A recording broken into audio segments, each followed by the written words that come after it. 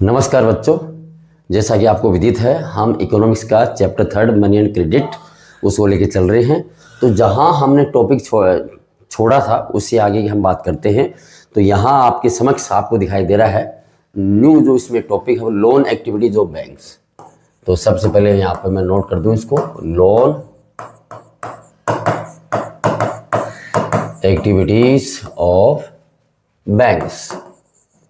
अब बैंक्स है वो लोन किस प्रकार से देता है, वो जो पैसा जमा है उस पर किस प्रकार से क्या क्या कार्रवाई है, ये सारी चीजें हम आपके सामने आज क्लियर करने जा रहे हैं। चलो भाई, सबसे पहले मैं आपको इसमें से बता दूं आपको मैं, तो ये है banks in India this days hold about 15% of their deposits as cash. सबसे पहली जानकारी जो ये दे रखी है, दिस इज केप्ट, ये क्यों रखा जाता है 15% पैसा as provision to pay the depositors who might come to withdraw money from the bank on any given day. तो यहाँ पर ये सबसे जो इम्पोर्टेंट बात है मैं आपको बता दूं, तो ये सबसे पहली बात ये बता रखा है कि 15% जो केस है वो वहीं रखा जाता है, स्टे रखा जाता है एट बैंक में ही रखा जाता है। क्यों भाई, क्या बात है भाई, बैंक वाले कंगाल हो गए या कुछ कमी पड़ गई, रात को 12 बजे कुछ होने वाला क्या? नहीं, ऐसी कोई बात नहीं है। ये क्या है कि बस आप ये जो केस है तो ये अर्ली इन द मॉर्निंग जो कि मुझे जानकारी है मैं आपको बता दूं। अब सुबह सुबह 9 बजे भाई बैंक खुलेगा, 9 बजे से लेकर अब 9 AM से लेकर लगभग 11 बजे तक जो भी कोई लेन देन होता है भाई, किसी को, जैसे मैं राजेश हूँ, मेरे को जरूरत है पैसे की भाई, सुबह सुबह 10 लाख रुपए चाहिए, कहीं किसी को देने, आपको ही देने, सीधी सी बात ये है। तो भाई सुबह सुबह 10 बजे वहाँ पर वो अब 10 लाख रुपये मिल जाएंगे क्या? तो ये जो 15% टोटल जो पैसा जमा हुआ उसका ये कैश है ये, तो इसमें से वो मैनेज करेंगे इस टाइम में। फिर वो 11 बजे के लगभग वो गाड़ी जाती है वो बैंक वाली, और वहाँ से वो मेन ब्रांच से, मेन हेड ऑफिस से वो एक्स्ट्रा पैसा लेके आ जाती है, और फिर वो शाम का हिसाब शाम को करते हैं, सीधी बात है। तो ये बैंक वालों ने एक रूल बना रखा है भाई, ये बैंक वालों ने एक रूल बना रखा है, ये जानकारी मैंने आपको दे दी है। कई बार ये क्वेश्चन पूछ लिया जाता है कि कितना परसेंटेज जो पैसा है बैंक वाले वही बैंक में रखते हैं, वो जानकारी मैंने आपको आपकी सुपुर्द कर दी है, बार बार रिपीट करने की इसको आवश्यकता नहीं है। अब आप देखिए इसमें आगे, बैंक्स इन पैसों का करता क्या है। अब बैंक्स में दो ही काम होते हैं भाई, एक तो डिपोजिटर्स, बैंक में दो ही आदमी आएंगे भाई, डिपोजिटर्स, बैंक में पैसा जमा कराने वाले, एक बोरोवर्स, और दूसरा आदमी कौन आएगा बैंक में भाई, तीसरे की जरूरत ही नहीं है, तीसरे तो खुद बैठे हैं वहां पर, लो साहब, उधार लेने वाले। तो ये जमा कराने वाले, जमा कराने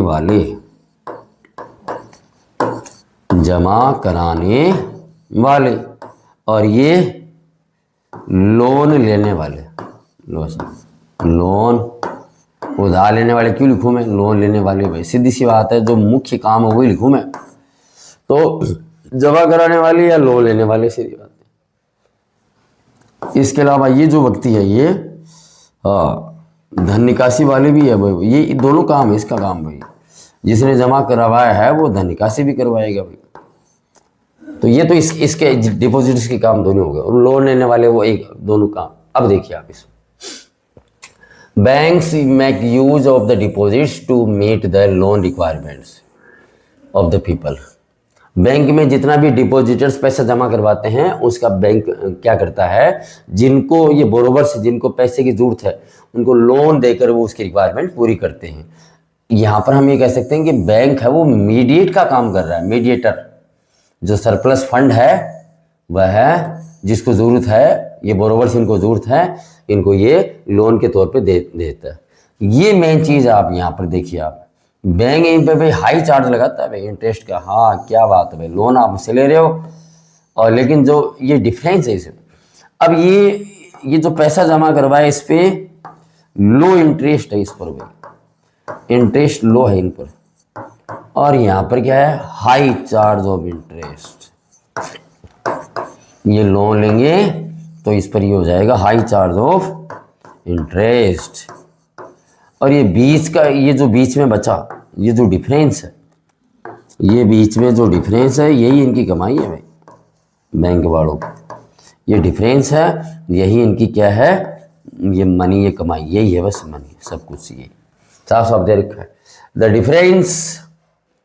difference between what is charge from borrowers and what is paid to depositors is their main source of income. इसको ये लिखेंगे अपन, मेन सोर्स ऑफ इनकम यही है, मेन सोर्स ऑफ इनकम, यही भाई सब कुछ यही करते हैं बस।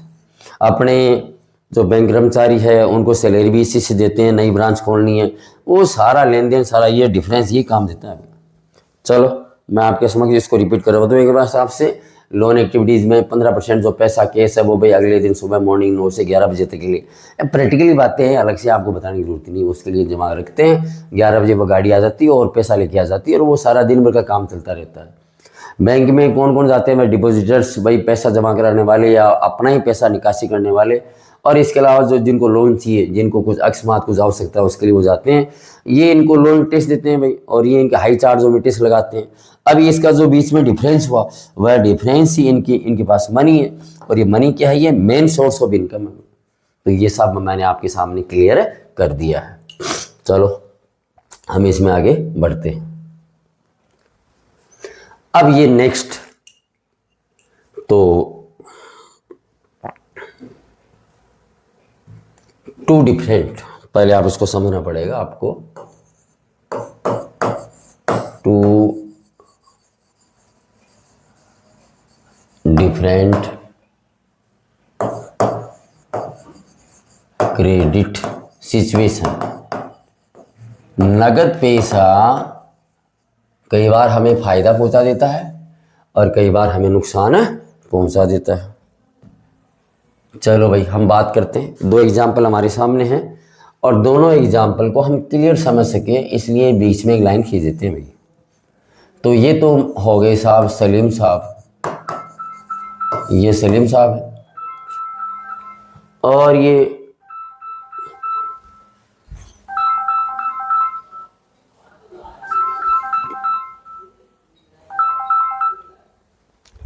अब देखिए सलीम के अलावा दूसरे हैं स्वप्ना। ये जानकारी आपके समक्ष है।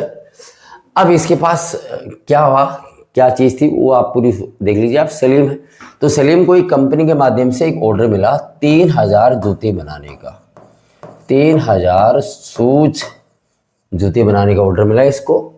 और इन्होंने कहा कि भाई 1 मंथ में, और डिलीवरी कब होनी है इनकी?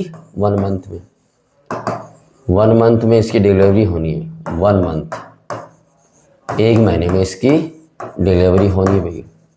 अब ये क्या करेगा भाई सलीम? सलीम के पास इतने लोग हैं नहीं सलीम के पास, तो सलीम क्या करेगा? सलीम कुछ हायर करेगा भाई, हायर वर्कर्स, हायर करेगा भाई। किनको? वर्कर्स को। इसके अलावा और वो क्या लाएगा? इसके अलावा वो रॉ मटेरियल भी लाएगा। अब रॉ मटेरियल में क्या क्या आता है भाई आपको पता है? लेदर लाएगा, लेदर भी लेगा भाई कहीं से, वो चमड़ा भी लेगा। अब उसके सामने दिक्कत आ रही है, और ये जो दिक्कत आ रही है इस दिक्कत को दूर करने के लिए उसके पास दो ऑप्शन है उसके पास। पहला ऑप्शन उसके पास क्या है कि वो जो लेदर वाला है उसको ये कहे कि भाई ये बार इतना मुझे ये लेदर मुझे दे दे, और जैसे मेरा काम पूरा होगा मैं आपको पैसा लौटा दूंगा। सेकंड ऑप्शन उसके पास एक और है। सेकंड ऑप्शन उसके पास ये है कि वो उस बड़े व्यापारी से जिससे उसने डील की है उसे वो कहेगा कि मुझे 1000 जोड़ी जूतों का पेमेंट एडवांस दे दे, मुझे एडवांस दे दो। और एडवांस आपने यदि 1000 जोड़ी जूतों का दे दिया एडवांस से, तो ये मेरा काम निकल जाएगा। ये जो मेरा काम है ये मेरा काम निकल जाएगा, सीधी बात ये। अब भाई क्या बात, चलो ठीक है, ये इसके पास ये फायदा हो गया। अब इसने क्या किया? इसको एडवांस दे दिया, इसको दे दिया भाई गिवन एडवांस इसको दे दिया, और ये एडवांस देने की वजह से इसका जो कार्य है वो 3000 at the end of the month, जैसे महीना समाप्त हुआ, सलीम का जो कार्य था डिलीवर का वो कंप्लीट हो गया, और उसने रिपे पेमेंट चुका भी दिया। जो उसने उनसे चुकाना क्या वो जो भी है उनको दे दिया जो भी है। 1000 जोड़ी जूतों का पेमेंट पहले आ गया और 2000 का उनको बाद में आ गया। इस प्रकार से जो केस है उस केस की वजह से वो प्रॉफिट में रहा, उस केस की वजह से वह प्रॉफिट में रहा। सबसे पहली बात आपके समक्ष ये है, सलीम यहाँ प्रॉफिट में। रिपीट कर दूं, सलीम को 3000 जोड़ी जूते बनाने का ऑर्डर मिला, डिलीवरी 1 महीने के अंदर करनी है। अब वो क्या क्या काम करेगा, वो कुछ वर्कर्स उनको हायर करेगा और वो रॉ मटेरियल वो लेदर लेके आएगा। अब उसको कुछ पैसे की जरूरत है, या तो वो लेदर वाले से कहे कि भाई तू मेरे को ये लेदर दे दे और मैं तुझे कुछ, मैं बाद में जैसे मेरा काम पूरा होगा पूरा दे दूंगा। और दूसरा ऑप्शन उसके पास ये है कि जिससे उसको ऑर्डर मिला है उसको ये कहे कि मुझे 1000 जोड़ी जूतों का पेमेंट पहले कर दो ताकि मैं मेरी जो ज़रूरतें हैं उसको पूरा कर दूं और इससे आगे बढ़ूं। तो ये आगे बढ़ रहा है, तो ये इसने पहले पेमेंट ले लिया उससे, उसकी वजह से इसकी जो छोटी मोटी ज़रूरतें वो पूरी हो गई और कैश उसको मिला और इसके अंदर ये फ़ायदे में रहा। तो फर्स्ट केस तो आपका ये क्वेश्चन आपका 2 या 3 बार आ चुका है आपका, ये थोड़ा ध्यान रखिए इसको। अब दूसरा मामला उसका है स्वप्ना का। तो स्वप्न क्या है भाई, 3 एकड़ उसकी ज़मीन है भाई, 3 एकड़ जिसकी ज़मीन है, मूंगफली उगाना चाहती है, ग्राउंड नट, 3 एकड़ ऑफ लैंड। अब इसके पास 3 एकड़ ऑफ लैंड है इसके पास, चलो देख लो आप। अब ये मूंगफली उगाना चाहती है भाई इसमें, तो अब इसके पास पेमेंट है नहीं इसके पास, तो इसने क्या किया, लोन लिया। लोन किससे लिया, मनी लेंडर से, मनी लेंडर से इसने लोन ले लिया। लोन लिया भाई, खेती बाड़ी कर दी, जो भी उसको आइटम चाहिए था सब कुछ। लेकिन क्या हुआ, जैसे वो बीज के कुछ महीने आए तो उसकी फसल के कुछ कीड़े लग गए, कुछ हिसाब से जो भी है फसल बर्बाद होने के आसार दिखने लगे। स्वप्ना ने बहुत कोशिश किया, कुछ वो कीटनाशक कुछ खरीद के लेके आई, महंगे वाले थे पेस्टिसाइड्स, वो खरीद के लेके आई। उसने उनको छिड़काव करना चाहा, किया भी, लेकिन उसमें मुझे इतना ज़्यादा सफल नहीं हुई और उसकी वजह से वह इतनी, उसकी जो क्रॉप थी वो क्रॉप से फेल्ड हो गई। जितना उसने सोचा था उतना वो नहीं। अब क्या हुआ, वो उस मनी लेंडर के जाल में फंस गई। डेप्ट, जो कर्ज है वो कर्ज उसका बढ़ गया हिसाब से। अब उसके पास क्या है, उसकी साल तो पूरी बर्बाद हो गई। नेक्स्ट ईयर उसने क्या किया, फ्रेश लोन लिया हुआ, एक किसी, हो सकता है उसी से लिया हो या हो सकता है फ्रेश लोन लिया किसी और से लिया हो। और इस बार उसकी जो फसल थी वो नॉर्मल हुई, नॉर्मल उसकी फसल हुई, नॉर्मल क्रॉप या जो भी है, और इससे उसने इसको चुका दिया। तो रीपे फ्रेश लोन, जो फ्रेश लोन था उसको चुका दिया। लेकिन ये जो पहले वाला जो क्रॉप था उसका, वो उसका पेंडिंग है।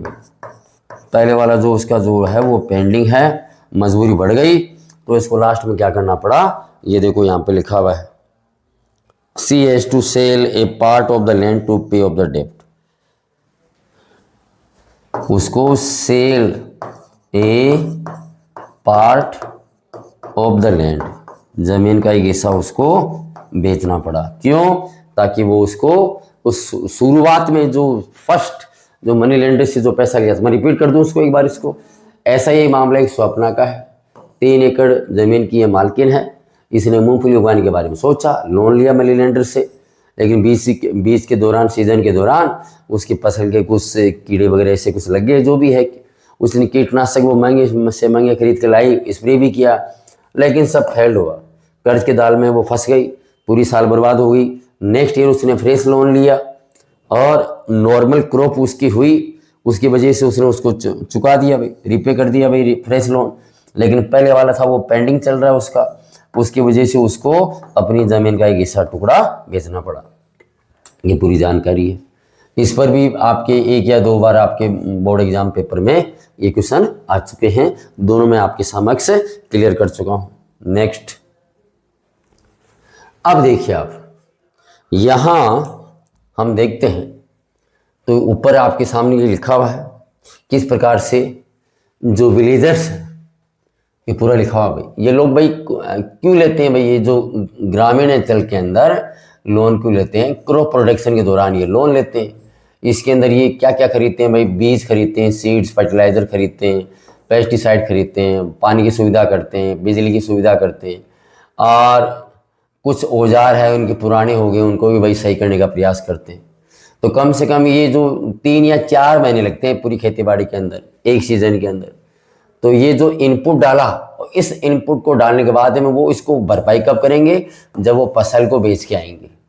नॉर्मली इसलिए ये अपनी शुरुआत किसी लोन से करते हैं। और loan, farmers usually take the crop loan at the beginning of the season and repay the loan after harvest. भाई जैसे हार्वेस्टिंग पूरी हुई और उसको वो चुका देते हैं। पर मामला हर बार हर जगह सही नहीं होता। सलीम वाला मामला प्रॉफिट में गया और इसका मामला, स्वप्ना का मामला, लॉस में गया। तो कई बार ये भी होता है। तो यहाँ पर ये आपके सामने जानकारी दी, credit pushes the borrower into a situation from which recovery is very painful। तो यहाँ पर मैं आपको नोट कर दूं, क्रेडिट जो नगद पैसा है इन द स्वप्नाज, ये आप नोट कर लीजिए, स्वप्ना वाला मामला, in the Swapna's case pushes her into a situation। Swapna को एक ऐसी सिचुएशन में लाके खड़ा कर दिया नगद पैसे ने, जिसकी वजह से फ्रॉम विच, जिसकी वजह से उसकी रिकवरी मुश्किल हो गई। Recovery is painful. भाई पेनफुल कैसे रही, उसको जमीन का टुकड़ा बेचना पड़ा उसको। भाई तो ये बात मैंने आपको बता दी कि जहां लॉस है वहां पर नुकसान ही नुकसान है। ये सारी चीजें करती। और ये बहुत से लोग इसमें, जब ये crop, because of the crop failure credit pushes the person into a डेप्ट ट्रैप। एक शब्द हमारे सामने आया है, डेप्ट ट्रैप, कर्ज के जाल में। तो ये कर्ज के जाल में फंस जाते हैं, सीधी सी बात है, कर्ज के जाल में फंस जाते हैं। ये लो साहब, ये आपके सामने पूरा दे रखा है किस प्रकार से कई बार जो नगद पैसा है वो उनके काम में आ जाता है और कई बार ये नगद पैसा है वो उनको कर्ज के जाल में भी फंसा देता है। ये चीज़ें मैंने आपके सामने नोट कर दी, रिपीट कर दूं इसको। ये जो नगद पैसा है, क्रेडिट है, जो नगद पैसा है, जो नगद पैसा है स्वप्ना वाला मामले में, उसने उसको धकेल दिया कहाँ, एक ऐसी सिचुएशन में जिसकी वजह से वहां से उसको रिकवरी करना बड़ा पेनफुल हुआ। भाई जमीन का टुकड़ा बेचना पड़ा और वो कर्ज के जाल में फंस गई। ये मैंने आपको नोट करवा दिया। इसमें आप आगे देखिए, आप ये एक अगले वाला जो टॉपिक है वो देखिए आप, कोलेटरल। ये वो आपके दस्तावेज हैं जो आपको लोन लेने के लिए चाहिए। तो ये इसके बारे में आपको बता दूं, लोन तभी मिलेगा जब आप कुछ सबूत और जमा कराओगे। इट इज एन असेट हो गया संपत्ति। ये एक प्रकार की संपत्ति है। मैंने हिंदी का शब्द भी आपको लिख दिया है, संपत्ति है एक प्रकार की। दैट द बोरोवर, उधार लेने वाला है बोरोवर, ओवंस, जो उसकी खुद की है, वो खुद का भाई ओवंस। अब इसमें क्या क्या आ गया भाई, जैसे भाई लैंड आ गया, जमीन के कागजात दे दिए, बिल्डिंग के कागजात उसने दे दिए, भाई बिल्डिंग वाले कागजात दे दिए। इसके अलावा उसके पास गाड़ी है, मान लो कुछ भारी भरकम वो लेना चाहता है लोन वगैरह, तो ये व्हीकल के कागजात दे दिए। और इसके अलावा कुछ लाइव स्टॉक, घर पे कुछ बहुत सारी चीज़ें पड़ी है भाई, उन्होंने वो भी गिरवी रख दी भाई उनके को। हाँ, इसके अलावा डिपॉजिट्स इन बैंक में हो सकता है उसका कुछ पैसा पड़ा हो, डिपॉजिट्स विद बैंक में कुछ पैसा जमा भी करवा दिया। तो ये सारी चीज़ें हैं भाई। तो ये कोलेटरल, ये सबूत ये उसके दस्तावेज है जो उसको अगेंस्ट लोन देने उसको। यूजेस दिस एंड इन सबको इस्तेमाल, इन सबको इस्तेमाल करता है एज ए गारंटी। भाई ये गारंटी भाई मेरी तरफ से, ये मेरी तरफ से गारंटी है। किस बात की गारंटी? किसको देगा? टू ए लेंडर, जो भाई पैसा उसको उधार दे रहा है उसको ही गारंटी देगा लेंडर, द लोन इज मैं यहाँ लिखने का प्रयास कर रहा हूँ, द लोन इज रीपेड। जब तक लोन नहीं चूक जाता तब तक वो उसके पास दस्तावेज उसके पास सुरक्षित रहेंगे। यहाँ पर मैं कोलेटरल वापस बता दूं आपको मैं, तो ये इट इज एन एसेट, ये वो उस उधार लेने वाले व्यक्ति के कुछ कागजात हैं, कुछ डॉक्यूमेंट्स हैं। बोरोवर जो उधार लेने वाला है, जैसे ज़मीन के कागजात है, बिल्डिंग के कागजात है, गाड़ी के कागजात है, घर पे कुछ जो भी कुछ सामान पड़ा उसके कागजात है, डिपॉजिट्स है, बैंक में कुछ जमा भी है। तो ये इन सब चीज़ों को वह गारंटी के तौर पे काम में लेता है कि नहीं भाई मैं तेरा लोन चुका दूंगा, जो पैसा दे रहा है उसको वो दे रहा है, और ये लोन इज रिपेड। जब तक वो लोन वापस नहीं चुकता तब तक वह उसके पास जमा रहते हैं। तो ये जानकारी मैंने आपको रिपीट कर दी है। अब आप देखिए, आप यहाँ आपके समक्ष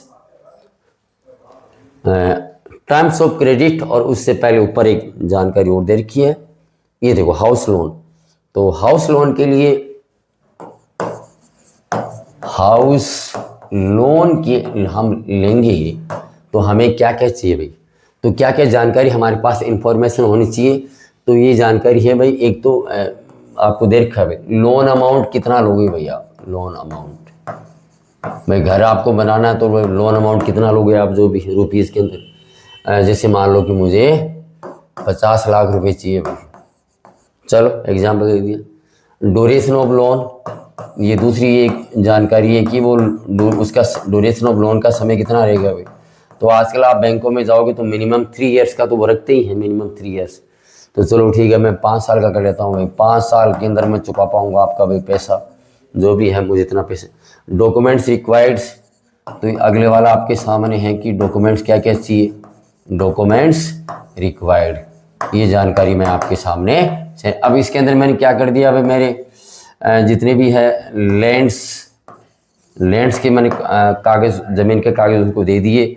इसके अलावा मेरा आधार कार्ड वो देना ही है भाई, आधार कार्ड भी, उसके बिना तो भाई सारा चीज़ जो भी है। और इसके अलावा बैंक पासबुक, बैंक डिटेल उनको दे दी भाई, वो भी देना ज़रूरी है भाई, किसी के जो भी है। चेक,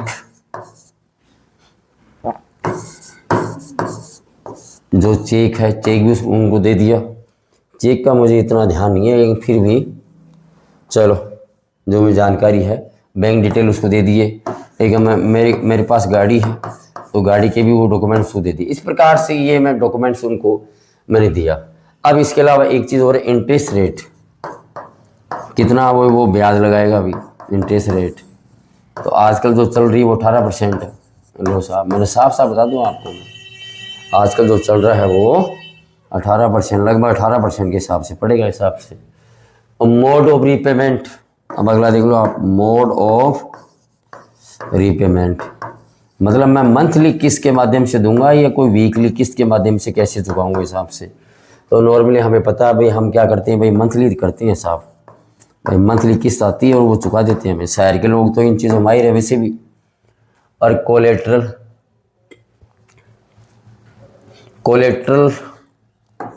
मुझे लगता है मैंने कोलेट्रल वाला हिस्सा ऊपर थोड़ा बहुत लिख दिया। तो ये जो कोलेट्रल वाला हिस्सा है ये पूरा इसमें मैंने लिख दिया है, माफ़ी चाहूँगा आपसे। यहाँ पर डॉक्यूमेंट्स के तौर पे भाई मैं जहाँ तक ये समझता हूँ ये मैं आप नोट कर दूँ, ये सारा का सारा कोलेट्रल आप मान के चलें। इसमें इस आधार को हटा दें, आधार को हम यहाँ पर ले लेते हैं, छोटी मोटी गलती हो जाती है। आधार को यहाँ पे ले लिया, फ़ोटो उसको जमा करवा दी भाई, फ़ोटो के अलावा आपकी एड्रेस प्रूफ है जो भी है, और इसके अलावा एड्रेस हो गया, आधार कार्ड हो गया, फ़ोटो हो गई, और आपकी साइन सिग्नेचर जो भी चीज़ चाहिए। तो जो भी है फॉर्म फिलअप, ये फॉर्म फिलअप करने के लिए, फॉर्म जो फिलअप करने के लिए जो डॉक्यूमेंट्स चाहिए वो आपको सारा कुछ दे रखा है। तो ये हाँ, इसके अलावा जॉब, आप जो नौकरी कहाँ कर रहे हो आप, तो जॉब सर्टिफिकेट भाई, नौकरी आप कहाँ कर रहे हो वो भी साथ में चाहिए। तो ये मैं फिर से रिपीट कर दूं ताकि और ज़्यादा क्लियर हो जाए। हाउस लोन चाहिए तो लोन अमाउंट कितना चाहिए आपको, वो आपको फिलअप करना पड़ेगा। 50 लाख ले लिया भाई। जो ड्यूरेशन ये सी है, ड्यूरेशन इसका 5 ईयर्स है। डॉक्यूमेंट्स रिक्वायर्ड, तो डॉक्यूमेंट्स आपको फॉर्म भरने के लिए क्या क्या डॉक्यूमेंट्स चाहिए, आपका आधार कार्ड चाहिए, फोटो चाहिए, एड्रेस चाहिए, और यदि कहीं आप नौकरी करते हैं, भाई ये लोन देने वाले ये पूरे देखते हैं कि भाई लोन चुकाएगा किससे, नौकरी कर रही हो नहीं कर रही हो, तो वो नौकरी आप कहीं कर रहे हैं तो वो जॉब सर्टिफिकेट भी क्या कि भाई हाँ ये बंदा हमारे यहाँ पर ये काम कर रहा है। अब इसमें आगे वाला आपको बता रखा है ये इंटरेस्ट रेट, तो इंटरेस्ट रेट का मैंने बता दिया 18% आपका, ठीक है। मोड ऑफ रीपेमेंट, तो भाई हम जो मंथली जो किस्त है उसके माध्यम से आपका पेमेंट चुकाएंगे। नॉर्मली बजाज की और बहुत सी कंपनियों की 1 तारीख से लेकर 10 तारीख के बीच में तारीख आती है हिसाब से। कोलेट्रल, तो कोलेट्रल वाला मैंने आपको यहाँ पर बता दिया। कोलेट्रल वाला कि ये जो ज़मीन के कागजात है, आप आधार कार्ड छोड़ो एक बार इसको, बैंक पासबुक है और गाड़ियों के जो कागजात, जो भी इस प्रकार से यदि वो आपके वो संस्था आपसे भी ये पेमेंट लेती है या डॉक्यूमेंट्स लेती है तो आप इनको जमा करवा सकते हैं। अब यहाँ देखिए ये 2 बार मैंने रिपीट कर दिया कंप्लीट। इस पेज का जो लास्ट है, बच्चों से मैं बार बार रिपीट करूँगा कि आप जितना हो सके लिखने का प्रयास करें, क्योंकि लिखोगे तो भाई दिमाग में छप जाएगा, और नहीं लिखोगे ना बेटा फिर कोई नहीं सुनने वाला आपकी, ये हमेशा ध्यान रखें आप। लिखा हुआ स्थायी रहता है लंबे समय तक, ये थोड़ा ध्यान रखें आप इस चीज़ का। एक लास्ट है इस पेज का, उसके बाद में हम आज का वीडियो यहीं समाप्त करते हैं। टर्म्स ऑफ क्रेडिट, तो ये देखिए आप, टर्म्स ऑफ क्रेडिट, ये परिभाषा आपके सामने दे रखी है, कई बार ये परिभाषा आ जाती है। तो हो गया interest rate, collateral and documents requirement and the mode of repayment together comprise is called the terms of credit. लो साहब, तो एक तो आपकी हो गई बेटा, मैं लिख दूँ आपके सामने इंटरेस्ट रेट, वो इंटरेस्ट रेट क्या है, किस आधार पे आपको मिलेगा। इसके अलावा कोलेट्रल आपको क्या क्या जमा करवाने हैं, वो हो गया। इसके अलावा and documentation,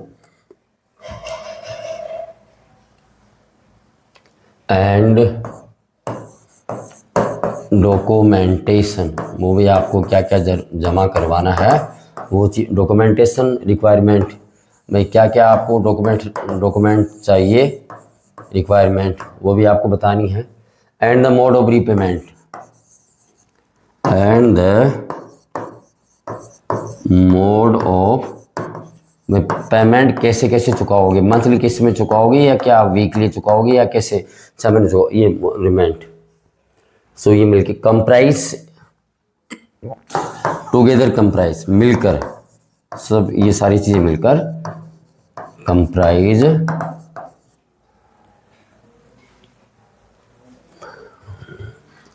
the terms of credit. इन सब को मिला के टर्म्स ऑफ क्रेडिट बोलते हैं। टर्म्स ऑफ क्रेडिट ये भाई क्या बनाते हैं, ये सारा मिला के टर्म्स ऑफ क्रेडिट। देखो टर्म्स ऑफ क्रेडिट एक बार फिर से बता दूं, इंटरेस्ट रेट है उसकी जानकारी, कोलेट्रल है क्या क्या वो आपको जमा करवानी है, और डॉक्यूमेंटेशन रिक्वायरमेंट क्या क्या चाहिए। इसके अलावा आप मोड ऑफ रीपेमेंट, आप किस प्रकार से लोन चुकाओगे, ये सारा सब मिला के, कंप्राइज सब मिला के इसको हम बोलते हैं टर्म्स ऑफ क्रेडिट। तो बच्चों इस पेज तक मैं आपको सारा मैटर क्लियर कर चुका हूँ। मुझे उम्मीद है ये वीडियो, सारी वीडियो जो आर के जो है सर चैनल वाले हैं सब आपको अच्छे लग रहे होंगे। कहीं कोई सुझाव हो किसी प्रकार से तो आप कमेंट में लिखने का प्रयास करें, मैं ज़रूर समय समय पर उनको देखता रहूँगा और अपने आप में बदलाव करता रहूँगा। इसी के साथ he have a nice day, जय श्री राम।